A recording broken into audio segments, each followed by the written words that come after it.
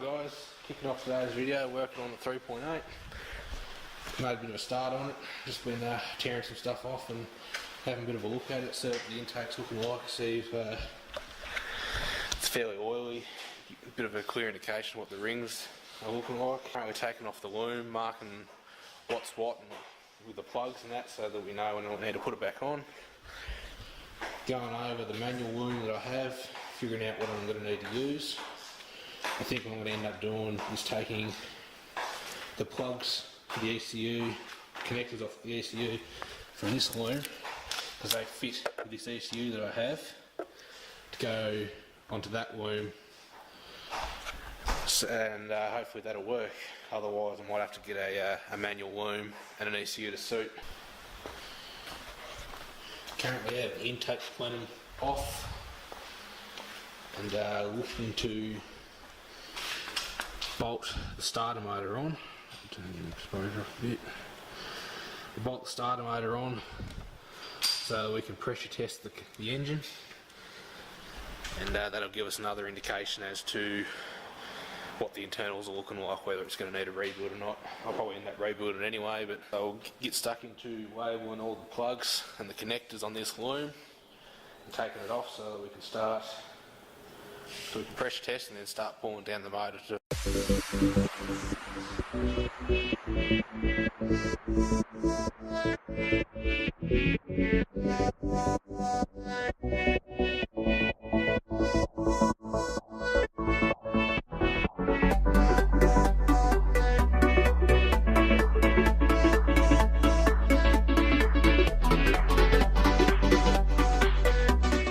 through the labelling and got a bit stuck on what we had. This sensor here, and there's one identical on the other side here, and to begin with we thought it might have been oil temperature because we took it off and there was oil on the end of the sensor, and then it started leaking water, so I thought it might have been water temp. Wasn't overly sure, and then we realised that it didn't really go to anything. It was just kind of in the block, so we thought maybe it might have been a block temp sensor. But thankfully, thank you to work, they lent me this diagram book, which basically has wiring diagrams for like every Commodore with this engine, basically all the way up to the year 2000. So that was quite handy. Had a look in that and found out that they're actually knock sensors. So there's a right and left knock sensor. So that's pretty handy. We'll finish off, I zoomed in a little bit, yeah. We'll finish off labeling this loom and then get the loom off, and I'm going to put the intake plenum back on.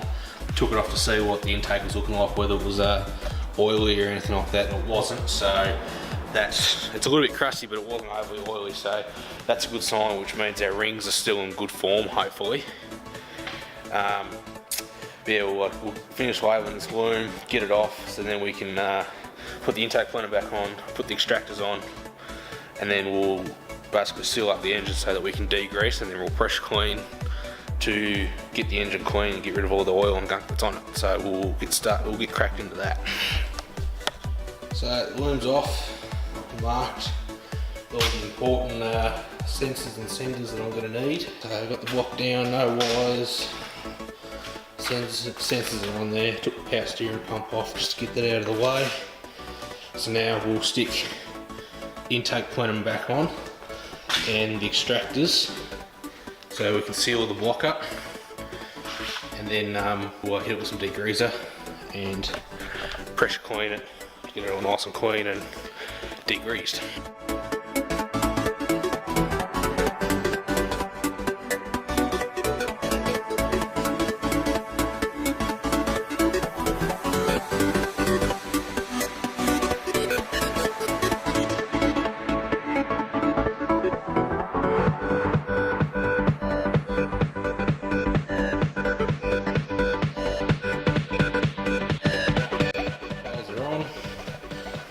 can somewhat seal the exhaust valves from any water when we're trying to pressure clean the block. We had a bit of an issue with doing a pressure test.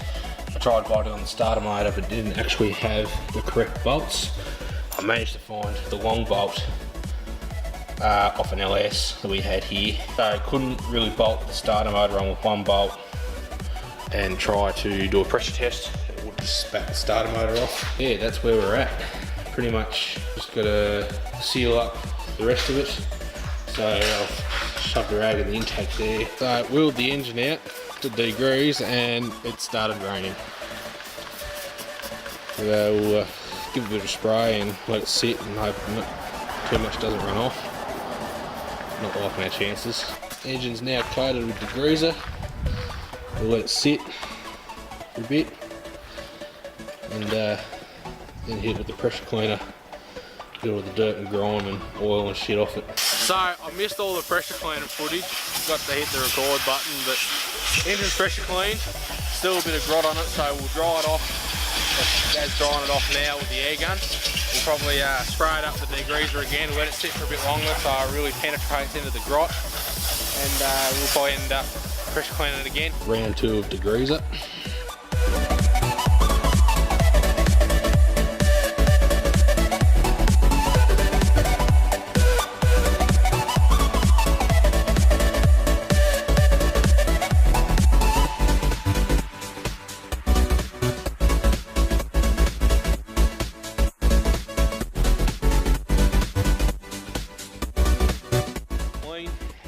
Tidied up all my mess.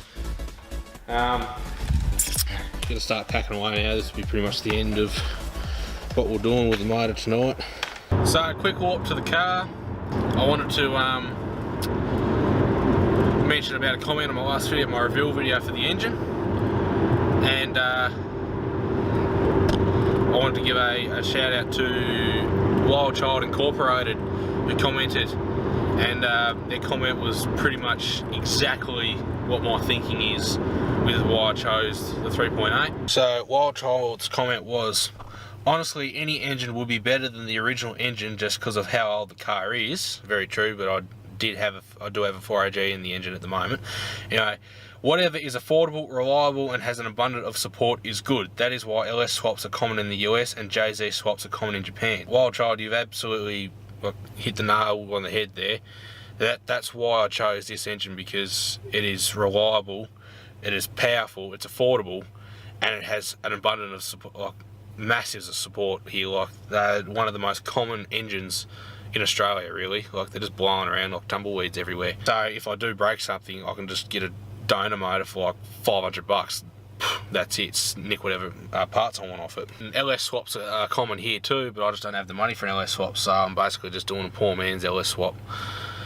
But yeah, I just want to give a shout out to you for that, because you're a fairly consistent viewer and subscriber of my channel, and I appreciate your support, mate. So I'll leave you the link to your channel down below, because you and all you guys, all the other guys watching, you should go check out his channel. He puts up some pretty cool car vids. You did some cool car vids at FD at Long Beach, round 1 of this year, so, and you guys should go check that out. So I'll leave the link in the description to Wild Child's YouTube channel. Anyway, that'll conclude this video. Hope you all liked the video. Hit the thumbs up button if you did. If you didn't, hit the thumbs down button. Drop a comment, tell me what you thought of the video, whether I should do something differently when I'm filming these sorts of videos, working in the shed on the engine and that sort of thing. Hope you're all enjoying it so far. Hope you're all looking forward to me getting stuck into this build and getting it going and learning drifting. So yeah, hit the subscribe button so you can watch all of that if you want to. So this will be the end of the video, and I'll catch you all in the next one.